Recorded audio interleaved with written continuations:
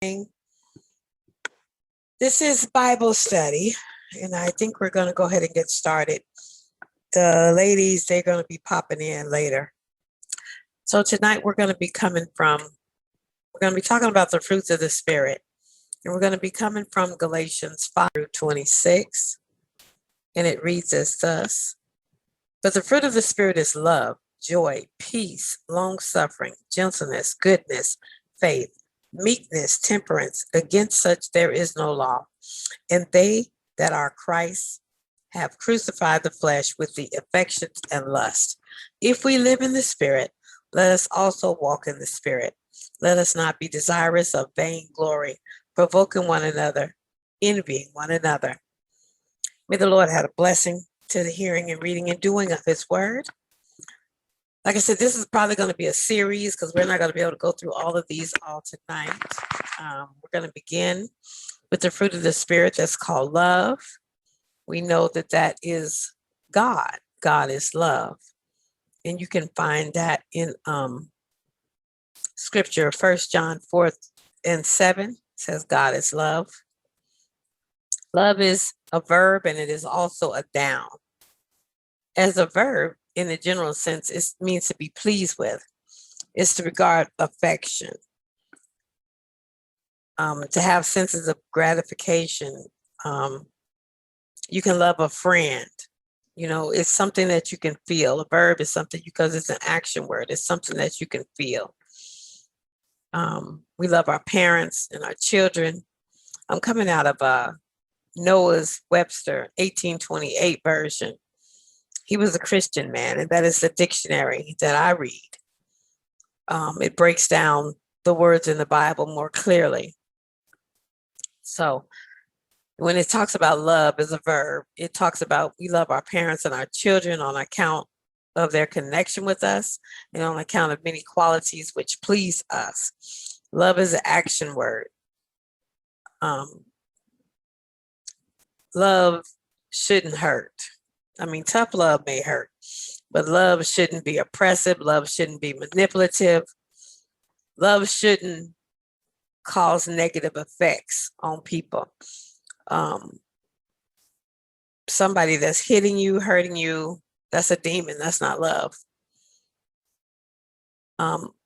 Love thinks on these things above. I mean, it draws people to them. It doesn't repel. We're supposed to love thy God.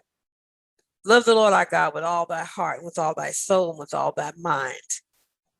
That's how important it is. It's the greatest of these, as Paul said in 1 Corinthians chapter 13. To have benevolence or goodwill for, that is referenced off of John 3:16. For God so loved the world that he gave his only begotten Son, that whomsoever shall believe in him shall not perish, but have everlasting life. Love gives. Love. Now, love is a noun, is an affection of the mind, excited by beauty and worth of any kind, or by the qualities of an object which communicate pleasure, sensual or intellectual. It is opposed to hatred. Love between the sexes is a compound affection consisting of esteem, benevolence, and animal desire.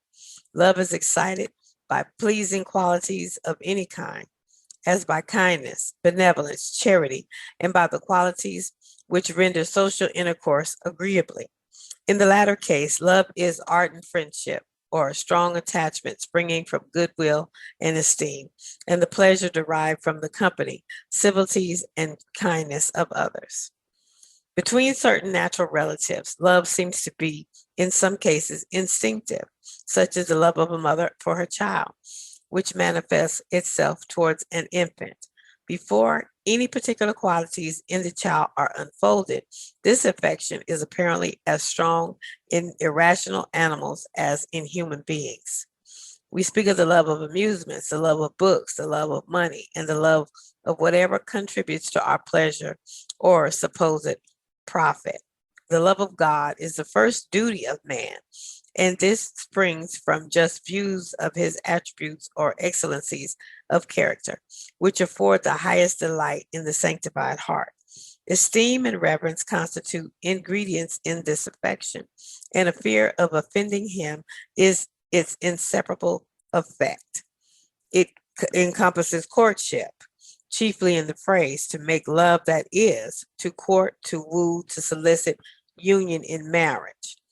Love can be found in marriage. Love can't be found in one night stands. Love is not fleeting like that. Okay, we can be found in patriotism, the attachment one has to his native land as the love of the country, like we love the United States. Benevolence is goodwill. Somebody that needs something, you do a goodwill for them. Try to bless them, fulfill their need. God is love. We already said that. The object beloved, the lover and the love of humankind. It's a word of endearment. Trust me, love. It's picturesque representation of love. Such was his form as painters when they show their utmost art on naked love's bestow.